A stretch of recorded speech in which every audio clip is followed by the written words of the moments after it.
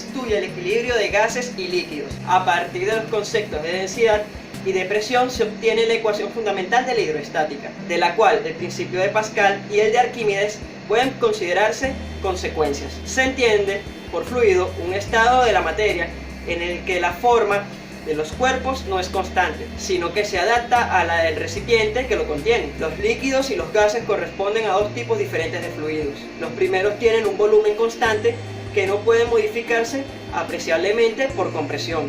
Se dice por ello que son fluidos incomprensibles. Los segundos no tienen un volumen propio, sino que ocupan el del recipiente que los contiene. Son fluidos comprensibles porque, a diferencia de los líquidos, sí pueden ser comprimidos. La densidad de los cuerpos difiere por lo general en su masa y en su volumen. Estos dos atributos físicos varían de un cuerpo a otro, de modo que si consideramos cuerpos de la misma naturaleza, cuanto mayor es el volumen, mayor es la masa del cuerpo considerado, aun cuando para cualquier sustancia la masa y el volumen son directamente proporcionales. Esta relación de proporción es diferente para cada sustancia. La densidad está relacionado con el grado de acumulación de la materia, pero también lo está con el peso.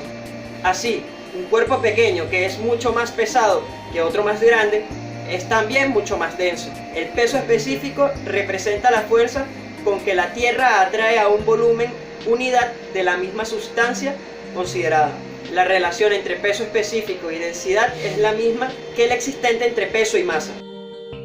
La densidad relativa de una sustancia es el cociente entre su densidad y de la otra sustancia diferente, que se toma como referencia o patrón. Para sustancias líquidas se suele tomar como sustancia patrón el agua cuya densidad es de 4 grados Celsius, es igual a 1000 kilogramos sobre metros cúbicos. Y para gases, la sustancia de referencia la constituye con frecuencia el aire, que es de 0 grados Celsius de temperatura.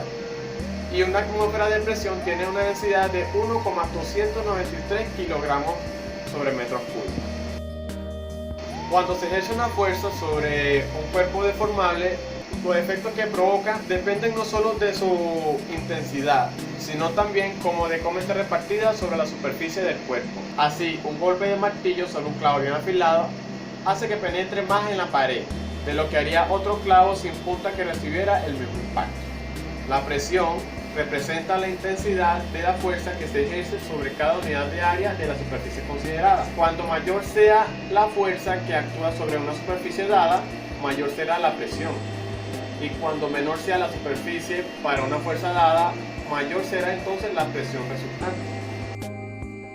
El concepto de presión es muy general y por ello puede emplearse siempre que exista una fuerza actuando sobre una superficie. Sin embargo, su empleo resulta especialmente útil cuando el cuerpo o sistema sobre el que se ejerce la fuerza es deformable. Los fluidos no tienen forma propia y constituyen el principal ejemplo que aquellos casos en los que es más adecuado utilizar el concepto de presión que el de la fuerza. Cuando un fluido está contenido en un recipiente, ejerce una fuerza sobre sus paredes, por tanto, puede hablarse también de presión. Es la rama de la mecánica de fluidos o de la hidráulica que estudia los fluidos en estado de equilibrio, es decir, sin que existan fuerzas que alteren su movimiento o posición. Los principales teoremas que respaldan el estudio de la hidrostática son el principio de Pascal y el principio de Arquímedes. Puede ser interpretado como una consecuencia de la ecuación fundamental de la hidrostática y del carácter incomprensible de los líquidos. En esta clase de fluidos, la densidad es constante.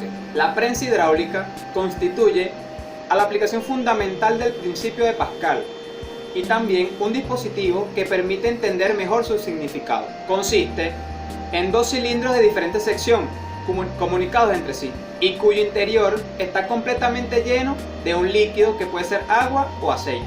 Cuando sobre el embolo de menor sección se ejerce una fuerza, la presión que se origina en el líquido en contacto con él se transmite íntegramente y de forma instantánea a todo el resto del líquido. Por tanto, será igual a la presión que ejerce el líquido sobre el émbolo de mayor sección. Los cuerpos sólidos sumergidos en un líquido experimentan un empuje hacia arriba. Este fenómeno, que es el fundamento de la flotación de los barcos, era conocido desde la más remota antigüedad, pero fue el griego Arquímedes quien indicó cuál es la magnitud de dicho empuje. De acuerdo con el principio que lleva su nombre, todo cuerpo sumergido total o parcialmente en un líquido experimenta un empuje vertical y hacia arriba igual al peso del volumen del líquido desalojado. De acuerdo con el principio de Arquímedes, para que un cuerpo sumergido en un líquido esté en equilibrio, la fuerza de empuje y el peso han de ser iguales en magnitudes y además han de aplicarse en el mismo punto. En tal caso, la fuerza resultante es cero y también lo es el momento, con lo cual se dan las dos condiciones de equilibrio. Si en un cuerpo sumergido sale a flote es porque el empuje predomina sobre el peso. En el equilibrio, ambas fuerzas aplicadas sobre puntos diferentes estarán alineadas. Tal es el caso de las embarcaciones en aguas tranquilas. Un globo de goma tiene 8 gramos de masa cuando está vacío. Para conseguir que se eleve, se infla con gas, sabiendo que la densidad del aire es de 1.29 kilogramos sobre metro cúbico y la del gas es de 0,53 kilogramos sobre metro cúbico. Determinar el volumen que, como mínimo, ha de alcanzar el globo para que comience a elevarse. Para que el globo inicie el ascenso, la fuerza del empuje ha de ser superior a la del peso. El peso será la suma del peso del globo más el peso del gas que corresponde al volumen. Por tanto, el volumen mínimo será de 10.5 litros. Desde un punto de vista mecánico, la diferencia fundamental entre líquidos y gases consiste en que estos últimos pueden ser comprimidos. Su volumen, por tanto, no es constante y consiguientemente tampoco lo es su densidad. Teniendo en cuenta el papel fundamental de esta magnitud física en la estática de fluidos, se comprende que el equilibrio de los gases haya de considerarse separadamente de los líquidos. El volumen de gas contenido en un recipiente se reduce si se aumenta la presión. Esta propiedad que presentan los gases de poder ser comprimidos se conoce como comprensibilidad. Si se dispone de un cilindro con un émbolo móvil que puede modificar el volumen de aquel y se introduce un gas en su interior, el volumen ocupado por el gas variará con la presión del émbolo, de tal modo que su producto se mantiene constante si la temperatura es constante durante el experimento.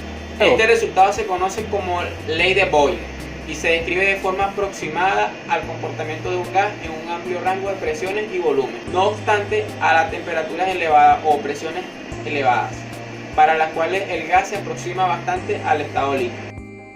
Del mismo modo que existe una presión hidrostática en los líquidos asociada al peso de unas capas de líquido sobre otras, las grandes masas gaseosas pueden dar lugar a presiones considerables debidas a su propio peso. Tal es el caso de la atmósfera. La presión del aire sobre los objetos contenidos en su seno se denomina presión atmosférica. Al tratarse de un fluido comprensible, la densidad no es constante, sino que varía con la presión. Además de con la altura, la presión atmosférica varía con la temperatura y con la humedad, y en general con el estado de tiempo, por lo que constituye una magnitud decisiva en el análisis y en la presión meteorológica. Es un aparato que sirve para medir la presión de los gases contenidos en recipientes cerrados. Existen básicamente dos tipos de manómetros, los de líquido y los metálicos. Los manómetros de líquido se emplean por lo general mercurio que llena un tubo en forma de J. El tubo puede estar abierto por ambas ramas o por una sola rama. En los manómetros metálicos, la presión del gas da lugar a deformaciones en la cavidad o tubo metálico. Estas deformaciones se transmiten a través de un sistema mecánico a una aguja que marca directamente la presión del gas sobre una escala graduada. Es el aparato con el que se mide la presión atmosférica. Como en el caso de los manómetros, los hay también de mercurio y metálico. Los primeros se basan en el dispositivo llamado barómetro de Fortin. Su cubeta posee un fondo compuesto de un material flexible, por lo que puede ser alterado mediante un tornillo auxiliar con el fin de conseguir ajustar el nivel del mercurio de la cubeta al cero de la escala graduada, cada vez que se efectúa una medida. Los barómetros de sifón son simples manómetros de tubo cerrado en los cuales la rama corta del tubo en J hace las veces de cubeta y la rama larga de tubo. Los barómetros metálicos o aneroides contan de una caja metálica de pared relativamente elástica, en cuyo interior se ha efectuado el vacío. Un resorte metálico hace que las paredes de la caja estén separadas. En su ausencia, dichas paredes tenderían a aproximarse por efecto de la presión en el exterior. Por igual procedimiento de variaciones en la presión atmosférica producen cambios en forma de la caja que se transmiten en el resorte, y este los indica a través de un mecanismo de la ampliación sobre la escala graduada en unidades de presión.